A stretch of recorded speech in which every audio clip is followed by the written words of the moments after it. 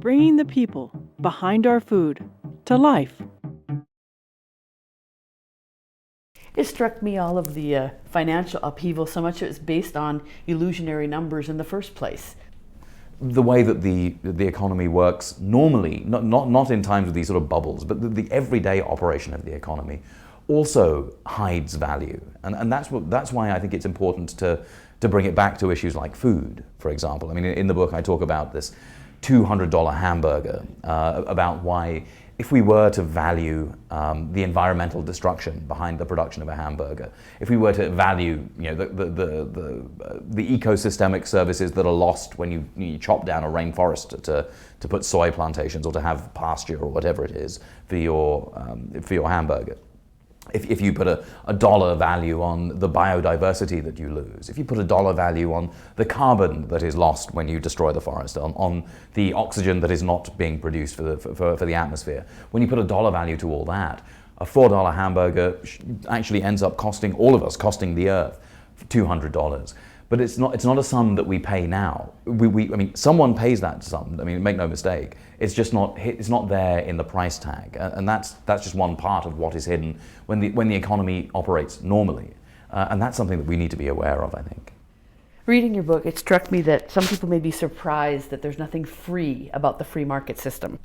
So share your thinking about markets focused on profits instead of needs as that faulty prism that you talk about.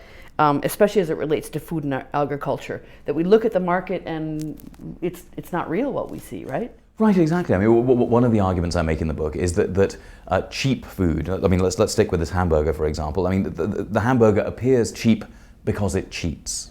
Cheap food is cheat food. Let me give you an example. I mean, let's take that hamburger a little step further. The tomatoes in that hamburger, if they're consumed in the United States in the winter, for example, then there's a strong chance that those tomatoes will come from southern Florida.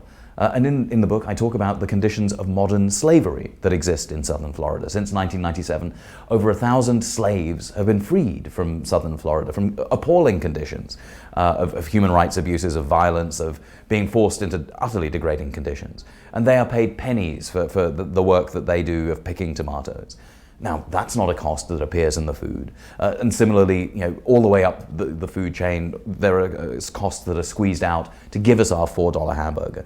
And even then, that doesn't include the costs that happen afterwards. When, for example, that hamburger is, that hamburger may lead to obesity, it may lead to a range of diseases. Here in the United States, we have a diabetes rate of, well, if a child was born in 2000, 1 in 3 children will develop diabetes. 1 in 2 minority children will develop diabetes.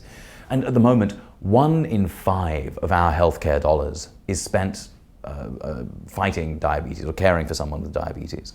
And that's an incredible amount. I mean, and we're paying that right now. That's hidden from us in that $4 cost. And of course, the way that we consume today in general has a huge cost in developing countries. If we were to add up the cost of our consumption over the past 40 years, as some researchers did recently, we owe developing countries $4 to $5-6 trillion, depending on how you do the sums. And again, we don't pay that, they pay that, but that's a cost that is getting paid, that's being cheated out of our food system by the way our corporations are behaving.